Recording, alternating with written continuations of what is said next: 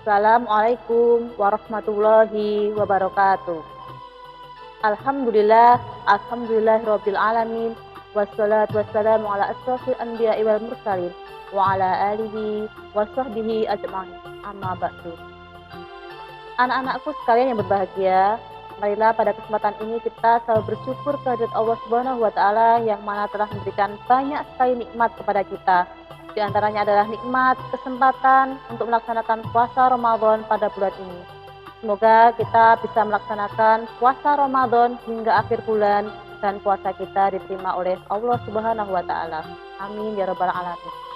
Yang kedua kalinya, sholawat serta salam marilah kita sanjungkan kepada beliau baginda Nabi besar Muhammad sallallahu alaihi wasallam yang mana syafaatnya akan kita nantikan di hari akhir nanti. Anak-anakku sekalian, tentu anak-anak tahu satu perbuatan, satu amalan wajib yang hanya dilakukan pada bulan Ramadan. Amalan itu adalah puasa Ramadan. Apa itu puasa? Anak-anak sudah belajar tentunya apa pengertian puasa itu. Puasa itu dari kata soma yasumu soman yang artinya menahan. Sedangkan menurut istilah, puasa adalah menahan diri dari makan dan minum serta hal-hal yang membatalkan puasa dari terbit fajar hingga terbenam matahari. Anak-anak tentu tahu apa tujuan puasa itu. Tujuan puasa telah dicantumkan dalam surah Al-Baqarah ayat 183 yaitu la'allakum tattaqun, yaitu hendaknya kita menjadi orang yang bertakwa kepada Allah Subhanahu wa taala. Oleh karena itu, hendaknya selama berpuasa kita harus bisa menjauhi hal-hal yang membatalkan puasa dan terlebih lagi hal-hal yang mengurangi pahala puasa. Anak-anakku sekalian, tentu kita sudah tahu apa saja yang membatalkan puasa Ramadan itu. Di antara yang membatalkan puasa adalah makan dan minum yang dilakukan dengan sengaja. Kemudian muntah dengan sengaja. Kemudian haid dan nifas serta murtad juga bisa membatalkan puasa. Hal-hal tersebut tadi bisa membatalkan puasa kita dan kita tidak akan mendapatkan pahala hingga kita mengganti dengan ketentuan yang sudah ditentukan. Kita mengganti dengan qadha maupun dengan membayar fidyah yang lainnya. Anak-anakku sekalian, segala perbuatan maksiat, baik berkata kotor, dusta, ghibah, sumpah palsu, ataupun melihat tontonan-tontonan yang dilarang dan lain-lain, adalah dilarang untuk dilakukan dalam kondisi apapun. Dalam kondisi apapun atau kondisi biasa saja dilarang, apalagi dalam kondisi puasa Ramadan. Tentu dalam kondisi seperti ini ya kita dilarang untuk melakukan perbuatan-perbuatan tersebut. Karena perbuatan tersebut dapat mengurangi pahala puasa Ramadan kita. Dan tentunya jangan sampai kita tergolong orang-orang yang berpuasa tetapi hanya mendapatkan lapar dan dahaga saja. Seperti halnya sabda Rasulullah Shallallahu Alaihi Wasallam yang berbunyi, An Abi Hurairah qala Rasulullah Shallallahu Alaihi Wasallam, rubba shaimin laisa lahu min siyamin illal ju'i wa rubba qaimin laisa lahu min qiyamihi illa sahar.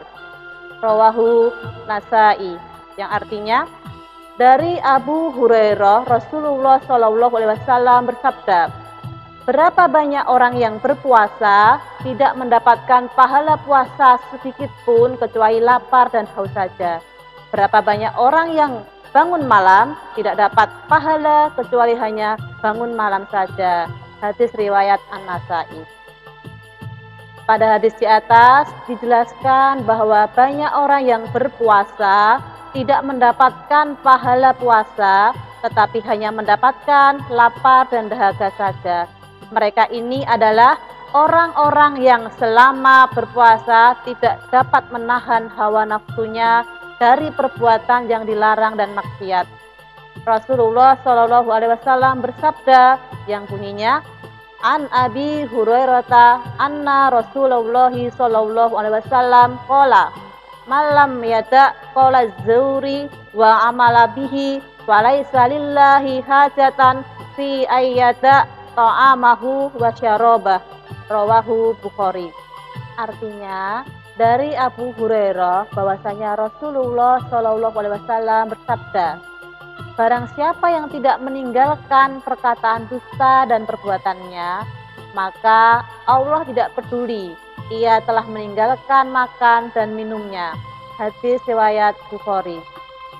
Pada hadis di atas dijelaskan bahwa salah satu perbuatan maksiat yang sangat ditekankan untuk ditinggalkan ketika kita berpuasa adalah perkataan dusta dan perbuatan dusta.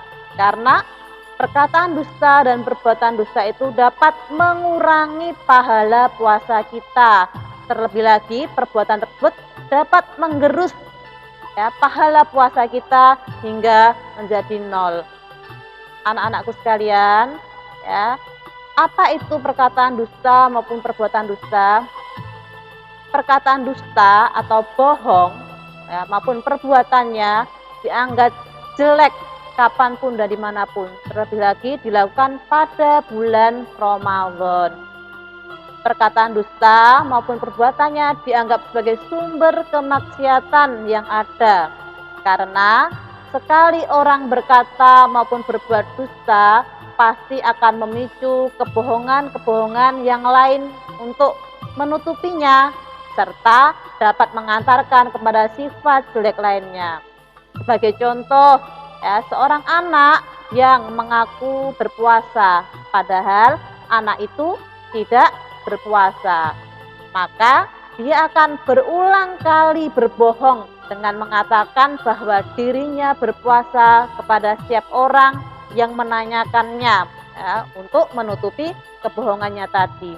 Nah, jadi kebohongan yang dia lakukan itu memicu kebohongan-kebohongan yang lain untuk menutupi satu kebohongan yang dia lakukan.